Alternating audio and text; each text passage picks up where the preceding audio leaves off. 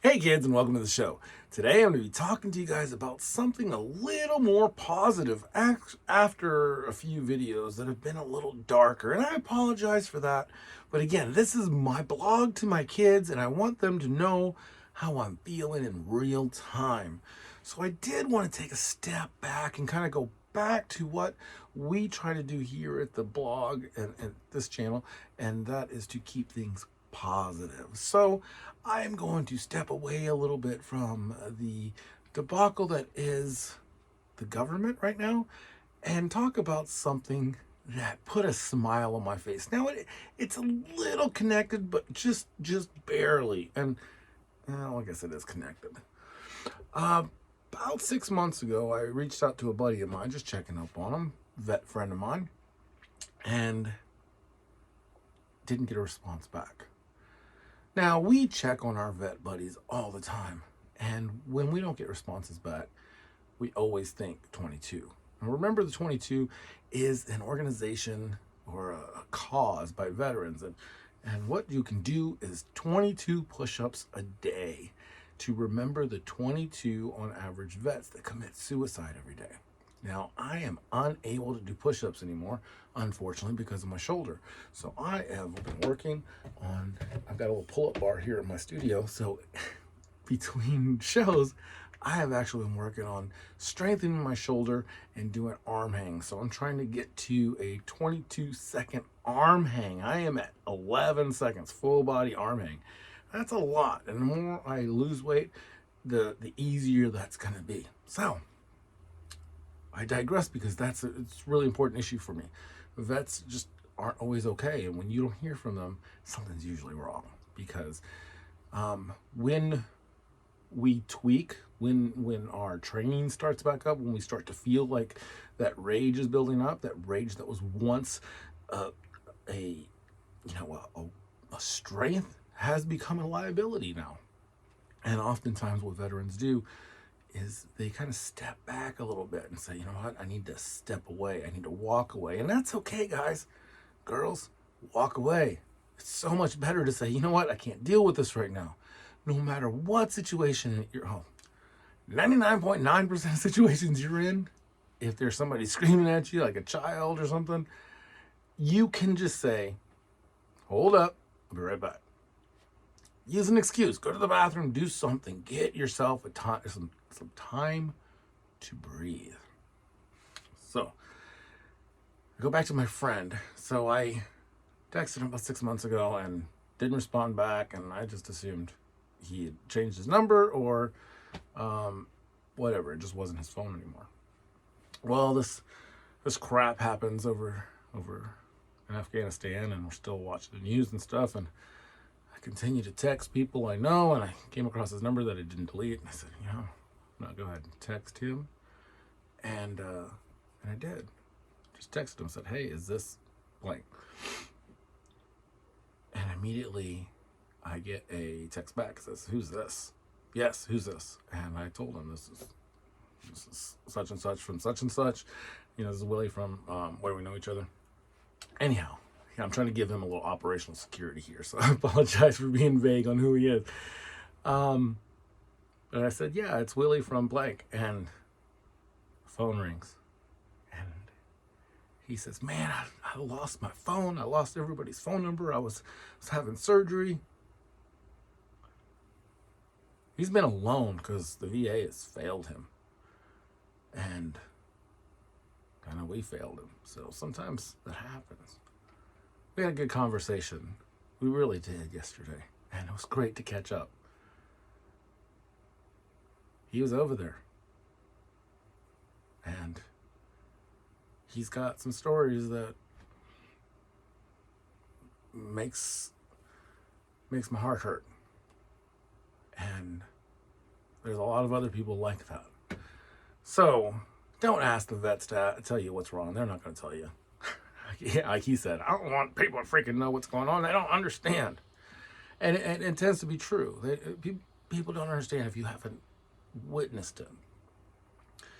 There's ways to relate. And in yesterday's video, and I might go to private that one. It was pretty emotional for me, but but something came out because it was a true blog, and I'll leave it up. Something came out that was really important, and it's one of the reasons that PTSD, survivor's guilt, and all that's so bad with veterans, and that is plain and simply, when something tragic happens, when you lose a friend, someone loses their life, they get frozen in that moment.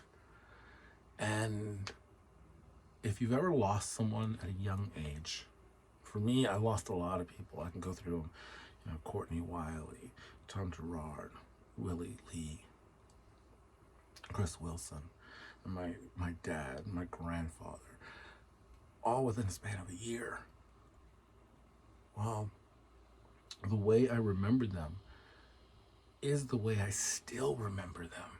Even with all my experiences and all of my education, knowing it was 25, 30 years ago. It's seeing that soldier bleeding and seeing them at 17, 18, 19. This is how old most soldiers are that are fighting. They're kids. They're not even old enough to drink. And then you've got old farts like me, been out for 20 years. And those kids are the kids of my battles. And they're the same age as my kids now. So when we see those images of people running away and all that happening, a veteran doesn't remember that in the moment. A veteran remembers that with all the experience that we have on top of it, with all the guilt for not being there, for not saving that person's life, and that's a big burden that veterans carry on their shoulders. But it's a burden that is a strength. And it's a strength because it's from a place of passion and love. They taught us how to harness our rage. They taught us how to push further than we could ever believe that we could.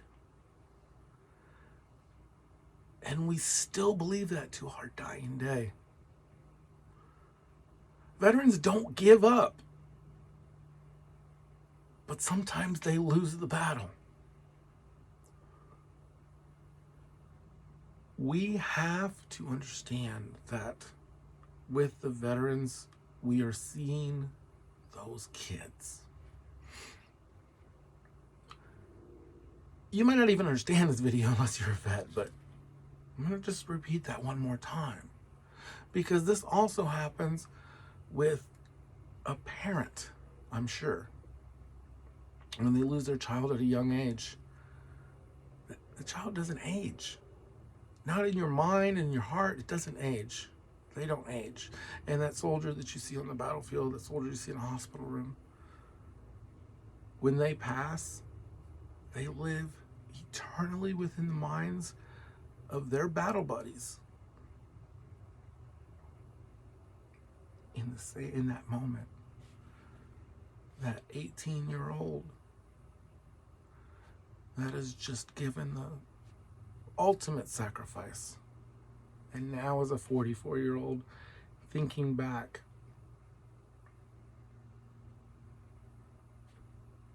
still 19, still 18, still 17.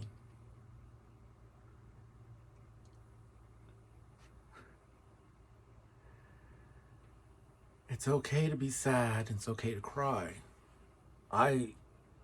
This lady told me this a long time ago, and I didn't believe it until now that I'm older. And basically she said, and she might have read it somewhere, so if it's quoted somewhere, but tears are the diamonds of heaven. So I believe that we are taught to hold those tears in so that we can basically harness that energy, kind of like powering up, and you're just powering up. The problem is that energy has to go somewhere. And if you're bottling up, the best place for that energy to go is right out your eyeballs. Because when your tears fall and your prayers lift, you can find a moment of clarity. One that will tell you, hey, I just need to take a minute and I need to regroup. I need to see what is ahead of me, see what's behind me, and realize that the mission doesn't stop. Your teammates just change. Check on your teammates. Keep fighting. Doesn't matter how many times you fall. It's never a failure until you quit trying. Until next time, work hard, be kind.